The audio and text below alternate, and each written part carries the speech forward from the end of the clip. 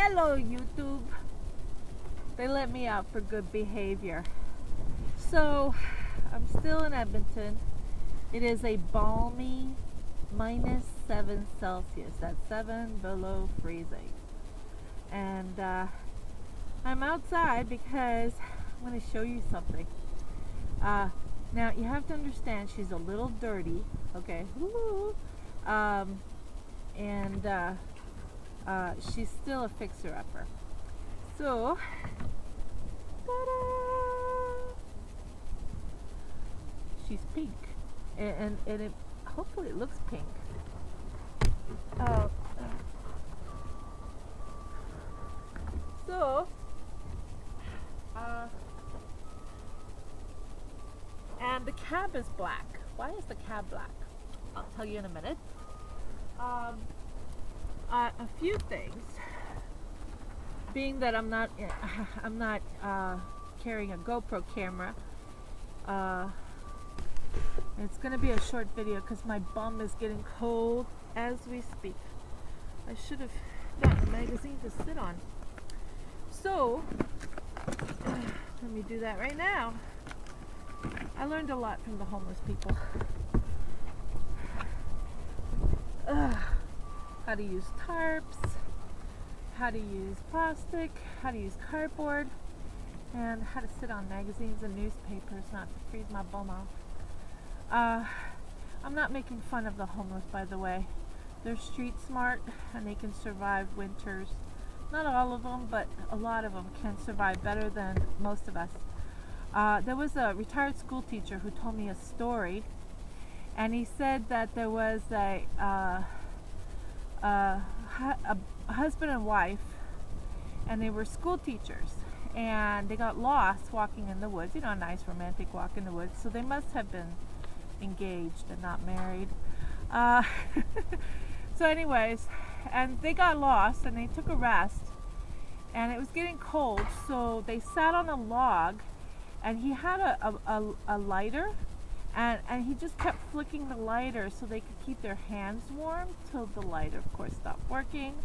And then he went to get help. She froze to death, and he was found half frozen and some frostbite. Those are educated idiots, and they had a house and they were perfectly fine. But people forget how to survive in times of crisis, when they get lost, when there's a power outage. And every year about 100,000 people in Canada, usually in Ontario, have deal with a power outage. And Quebec, they're real good at that too. I'm not trying to advertise Mickey's, but the coffee was still warm. -7 is still chilly. If you're hearing banging, there's a guy opening and closing recycling bins over there. I don't know if you can see him. And he's picking through them. I don't know what he's picking for. Bodies, goodies, who knows. So I thought I'd do this outside next to my pink RV and talk to you about color and the power of color. So I had another RV before that one, and it was like that off-white from the 70s. And so what happened was that when we parked at Walmart next to $100,000 RVs, nobody would talk to us. And they were really snooty, and they didn't know us, and they just kind of, we always felt like just unwelcome. And I'm like, you're in the same Walmart parking lot as we are. So then I decided I was going to paint it purple. And I was at a park when I painted it purple with my daughter, and this guy, being a smart aleck, and he was with his girlfriend trying to impress her, said, "You don't ever want to sell it, do you?" And he was in a motorcycle. And I said to him, "This is my anti-theft device." And I meant it. Because if somebody's gonna steal my RV, it's an easy one to describe, okay? And so after I painted it, like it was purple and the bumpers were rust colored, and I had like a Hawaiian light on the hanging from the mirror.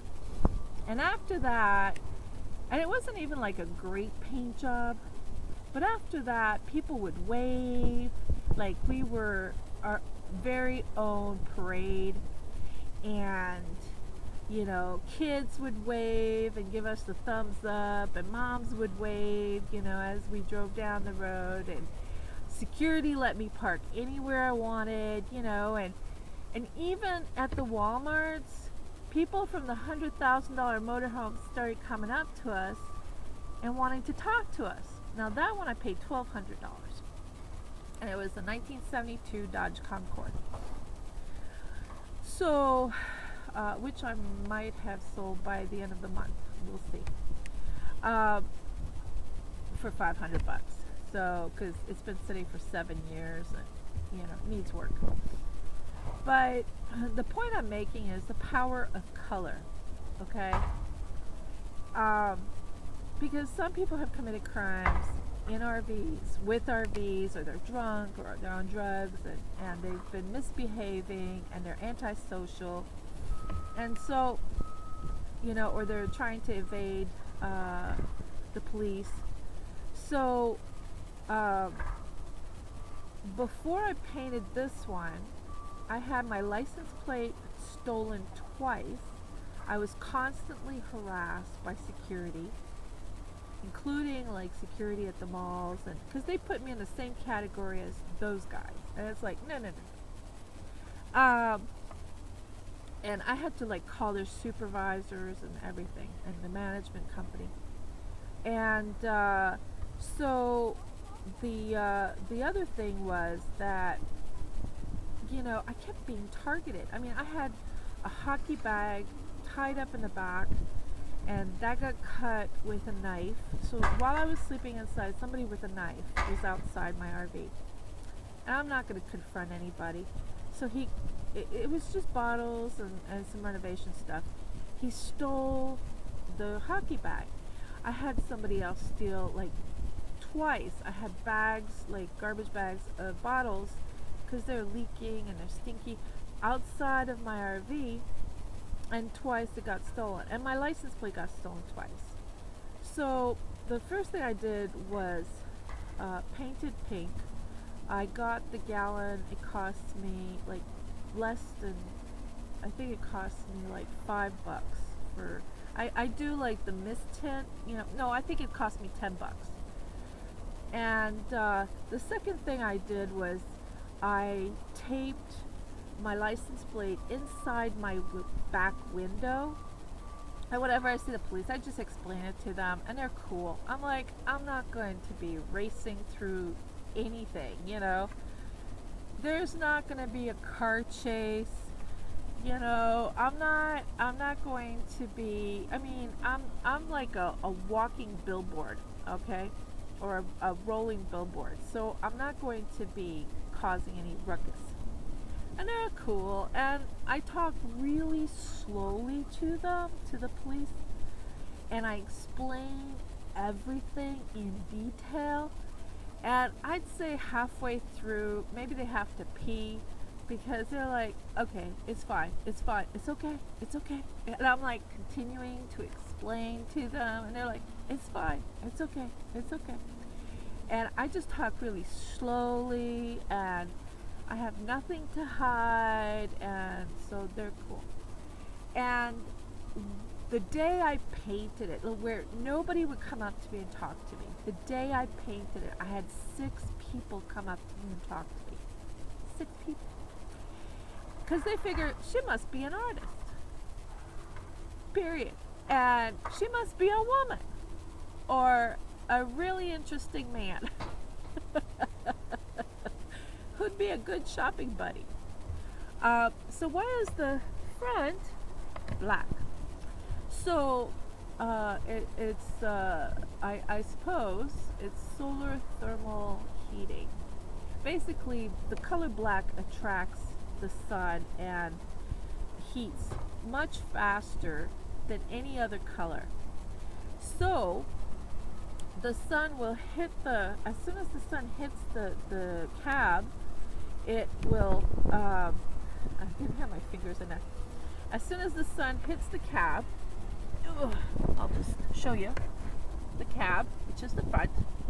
Then what happens is that it'll heat the engine, and it will also heat the windows, so they defrost. Like I just had one window on the side that I had to scrape. Last night I was gonna move the RV, and my windows were all frosted, and it got to be minus 20 with the windshield, and I'm like, I'm not doing this. It's gonna be warm tomorrow. I'm walking. So I just walked across the street to the library and then walked to McDonald's, and that was cool. And I didn't have to wait for the engine to warm up. I didn't have to, struggle. And so by morning, I had the solar panel plugged in, so my battery was good, and I had now it's the garbage truck. See? Garbage trucks. So I guess they were looking for bodies. They want to make sure nobody was in them so they could empty it. Basically, it makes a huge difference. It warms up the RV tremendously, and it at least the cab area, and so it saves your engine. I have never plugged it in.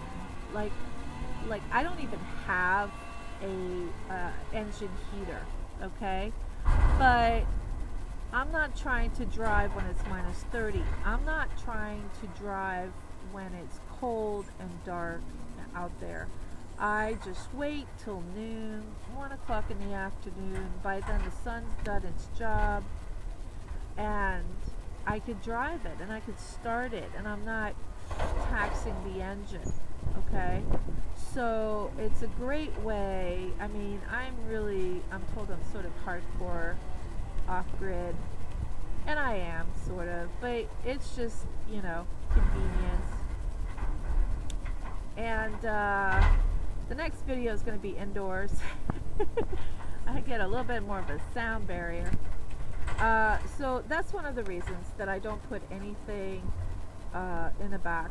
The other thing is, you'll notice maybe you don't notice, I put plastic and insulation, like I'll open all of the storage areas, and I'll put a layer of plastic and close the door, and I don't care if it's sticking out, but that will keep the RV, it's like air conditioning inside, because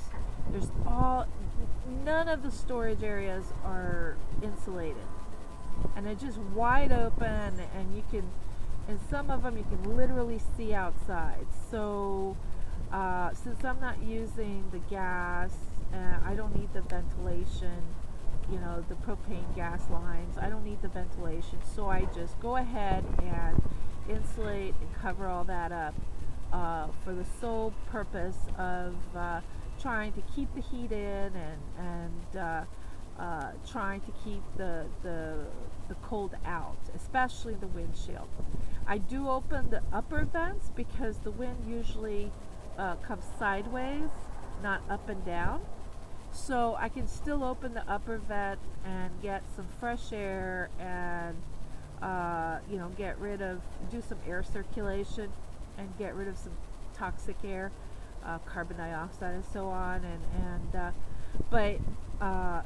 humidity. But at the same time, I get to keep the RV as warm as possible. So that's it.